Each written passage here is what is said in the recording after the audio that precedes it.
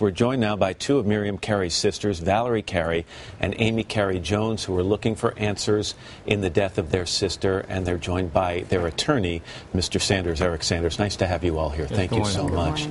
A couple of days have passed. First of all, my condolences on the loss of your sister.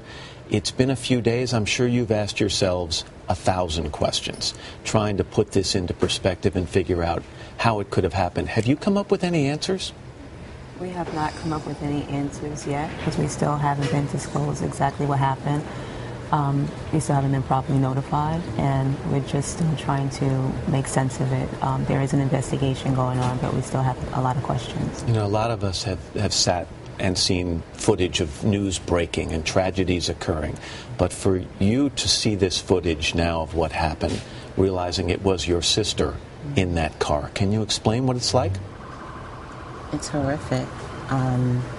It's horrible to actually get phone calls from reporters as opposed to being notified by police personnel and being asked to turn on your TV to see a car that your sister drives, and then to see your niece on the television and knowing that the person in the vehicle could only be your sister because my niece would only be with my sister. Let me ask you about her mental health over these last several weeks, months, and perhaps even years. Federal officials involved in this investigation have said that she, your sister, believes she was being monitored by the president and that her apartment was under surveillance. Does any of that sound familiar to you? No, not at all. Those things don't sound correct, which is why we're speaking out for her, because that's not the Miriam that we knew.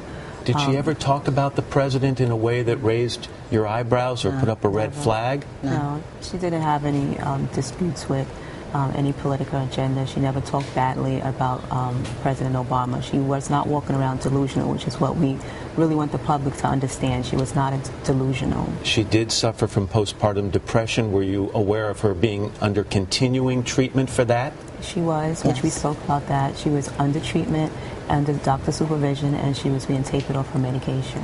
She ended up in Washington, basically at the White House, when 80 miles an hour down Pennsylvania Avenue, was surrounded by police, as you've seen, with their guns drawn, did not stop, struck a police officer, and led them on a chase. I know you have a lot of questions about the use of deadly force, but would you concede that it was your sister who determined the outcome in some ways? No, not at all. No. What I do see is that perhaps maybe my sister was a little afraid being surrounded by officers with their guns drawn. If in fact she wasn't supposed to be in a restricted area, how was she allowed to drive in that area? If you hear gunshots, it's like, I'm afraid, I don't want to be here, I want to get out of here, I have a baby in a car. My sister was fleeing. She was trying to figure out how to get out of there. Even with the specter of terrorism that we all live under right now, in a sensitive location like the White House or the Capitol, you think the police perhaps did not do what they needed to do to ensure your sister wasn't trying to bring harm on a large scale?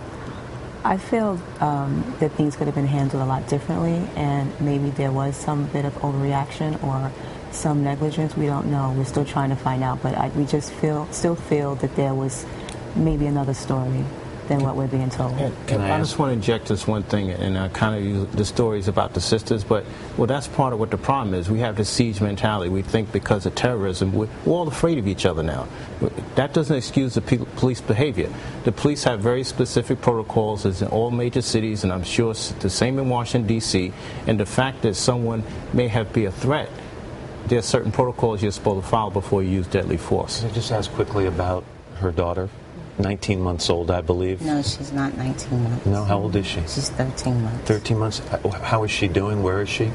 We know that she's safe, and we're confident that she's okay, and we'll continually be in touch with her. Ladies, again, my condolences. I really appreciate you talking to us, and we'll follow the developments in this story. Mr. Sanders, thank you very much as well.